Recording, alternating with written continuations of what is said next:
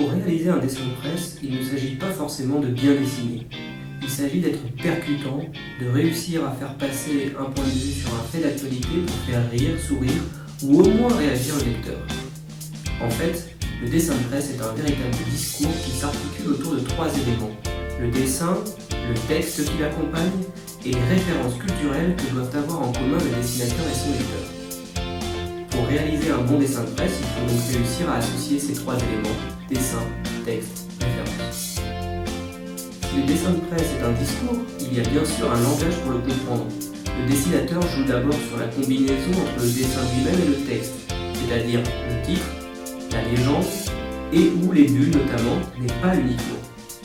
Ce dessin par exemple n'est pas compréhensible sans sa légende. Il s'agit d'une référence à la crise en Grèce pour faire réfléchir sur la crise qui touche alors le Québec. Avec cet autre exemple, on voit que parfois, il faut savoir associer le dessin, le titre et la bulle. Ici, le dessinateur renvoie le lecteur à une référence à un révolutionnaire de 1789, Sieyès, que le président Macron a faite lors d'un discours.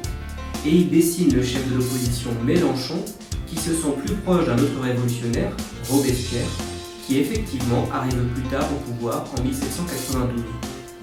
Le jeu de référence historique permet au lecteur de comprendre que Macron-Sieyès doit être remplacé par Mélenchon-Robespierre dans l'esprit de Mélenchon en 2017. Dans son texte, titre bulle, le dessinateur peut faire des hyperboles, exagérations, de l'ironie, formule visant à se moquer en sous-entendant le contraire de ce que l'on dit, des euphémismes, adoucissement de la réalité pour choquer, des antiphrases, phrases dont l'énonciation est exactement contraire à ce qu'elle signifie en réalité, des calembours, jeux de mots fondés sur l'homophonie, de la parodie, imitation d'une phrase connue détournée, des comparaisons, des métaphores, emplois de mots dans un contexte qui n'est pas le leur normalement, des oxymores, placés dans une même situation deux mots au sens opposé, des paradoxes, phrase qui n'a pas de sens logique, des métonymies, utilisation d'un mot à la place d'un autre dans un rapport logique, exemple le contenant et le contenu, des mots valises, association de deux mots pour en créer un troisième, des néologismes, mots nouveaux, des onomatopées, mots dont la sonorité imite la chose désignée, des archaïsmes ou des anachronismes, mélange d'éléments d'époques différentes, ou bien encore l'absurde, quand une logique est poussée à l'extrême. La plupart de ces figures de style peuvent être mises en relation avec le dessin ou utilisées par le dessin. En effet, le dessinateur peut utiliser des signes graphiques reconnus de tous. Par exemple, un squelette représente pour nous la mort, le pouce de Facebook peut signifier l'ensemble des réseaux sociaux. Il peut donc utiliser ces signes graphiques reconnus de tous, mais aussi inventer ses propres signes graphiques. Le langage est donc très riche. Il peut s'appuyer sur l'animalisation, c'est-à-dire des caractéristiques animales qui sont attribuées à une personne, la personnification, la représentation d'un animal, d'une chose avec des caractéristiques humaines.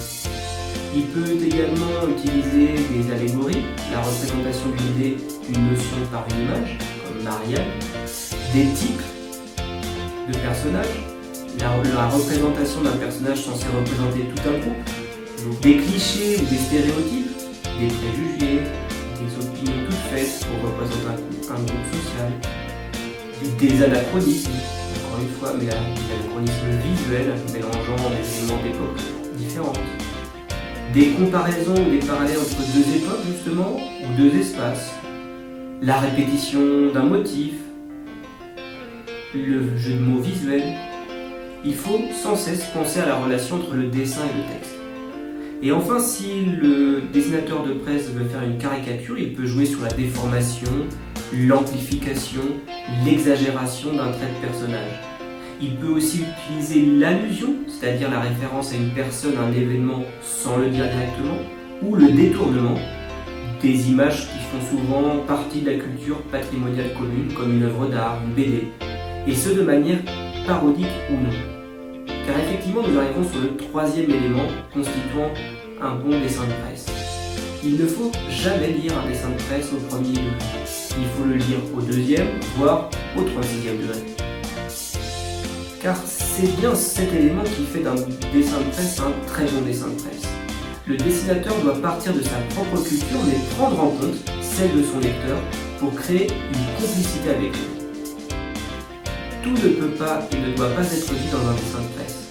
C'est pourquoi il fait parfois l'objet de plusieurs lectures très différentes.